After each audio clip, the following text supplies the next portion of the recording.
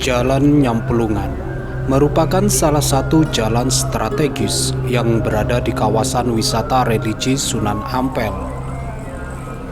Jalan Nyamplungan terhubung dengan Jalan Kertopaten, Jalan Pegirian, Jalan Dukuh, Jalan Songoyudan, serta Jalan Kiai Haji Mas Mansur. Jika sudah bicara mengenai kawasan ini, tentulah tidak jauh dari sosok Raden Ahmad Rahmatullah atau yang biasa dikenal sebagai Sunan Ampel. Kawasan yang kini menjadi salah satu wilayah yang paling sibuk di kota Surabaya ini memiliki jutaan kisah yang seakan tiada habisnya untuk terus diceritakan. Kali ini, saya bersama Cak Nanang Purwono sengaja datang ke lokasi yang sakral tersebut untuk mengulik bagaimana sisi dari ragam cerita Sunan Ampel yang selama ini kita dengar.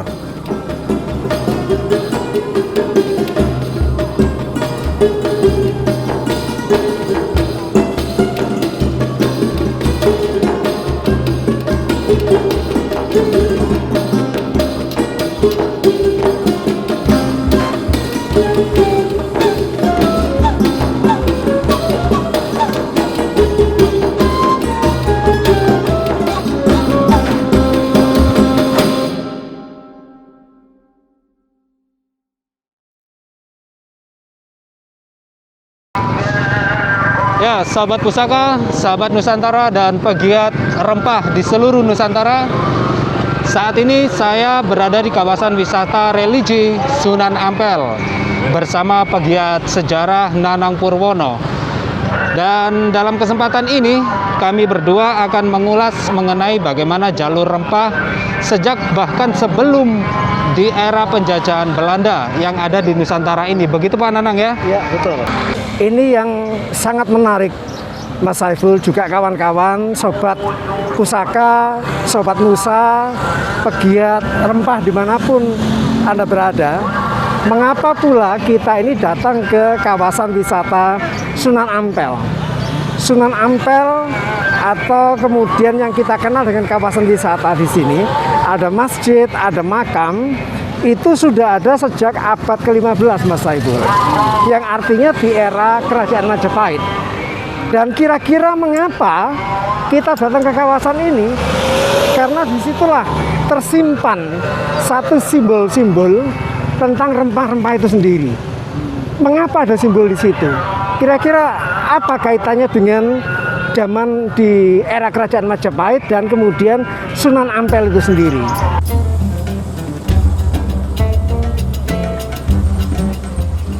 Sembari berjalan kaki, saya dan Cak Nanang melintas dari Jalan Nyamplungan menuju ke Jalan Sasa, Surabaya, yakni salah satu akses jalan menuju makam Sunan Ampel. Bisa sama-sama kita saksikan bagaimana kesibukan di kawasan wisata religi Sunan Ampel, mulai dari kuli angkut hingga pelaku perdagangan dari berbagai sektor usaha kecil, menengah, hingga ke atas. Di Jalan Sasa dapat dengan mudah ditemukan ragam kebutuhan tekstil dan jajanan khas Timur Tengah, serta kitab-kitab yang umum diajarkan di pesantren-pesantren. Setelah menyempatkan diri melihat-lihat di sekitar Jalan Sasa, saya bersama Cak Nanang Purwono menuju gapura berwarna hijau. Gapura yang ditengarai dibangun setelah Sunan Ampel wafat oleh para santrinya. Gapura ini ternyata juga bukanlah gapura biasa. Gapura unik dengan relief bunga yang menyimpan sebuah pesan yang tentunya jarang diketahui banyak orang. Ya, sahabat pusaka, sahabat Nusa, dan pegiat rempah di seluruh Nusantara.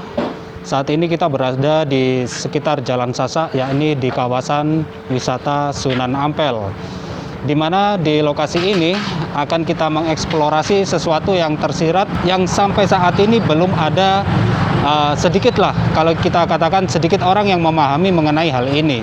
Dan dalam kesempatan ini saya bersama Nanang Purwono akan mengulas lebih jauh mengenai hal-hal yang tersimpan yang ada di sekitar kawasan wisata religi Sunan Ampel. Oke Pak Nanang ya. Betul. Jadi kira-kira apa yang tersimpan itu kan sesuatu yang ingin kita ketahui. Dan sesuatu yang tersimpan ini sesuatu yang sebetulnya luar biasa. Yang kita warga dewasa ini tidak banyak mengerti tentang sesuatu yang kita maksudkan itu. Dan sesuatu apakah itu? Dan kita akan lebih lanjut menjelajah apa yang ada di kawasan wisata Sunan Ampel ini. Oke. Kalau gitu bisa kita langsung masuk Pak Nanang ya, Boleh, supaya boleh. kita lebih bisa mengetahui lebih dalam. Ya, oke. Oke.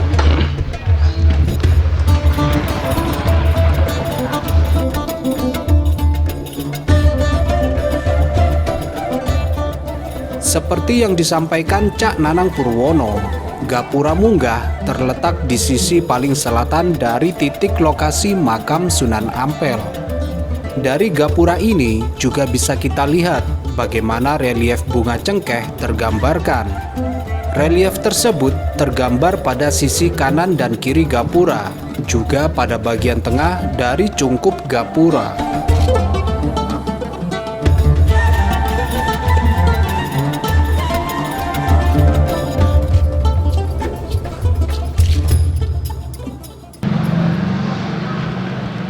Oke, sahabat pusaka dan sobat Nusa, saat ini saya bersama Pak Nanang Purwono sudah berada di salah satu gapura Pak Nanang ya. Ya, betul. Salah satu gapura di mana tepatnya berada di sekitar Jalan Sasak, di mana yang saya tahu gapura ini menjadi jalan utama di sini.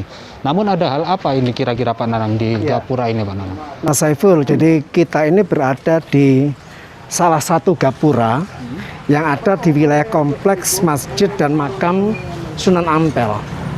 Dan gapura ini, gapura sesungguhnya perlambang salah satu dari rukun Islam. Ada 5 rukun Islam dan di sini ada 5 gapura. Dan 5 gapura itu melambangkan 5 rukun Islam. Dan kita berada di satu gapura yang paling selatan, yang dalam rukun Islam itu yang kelima, yaitu naik haji. Ini dikatakan sebagai gapura munggah.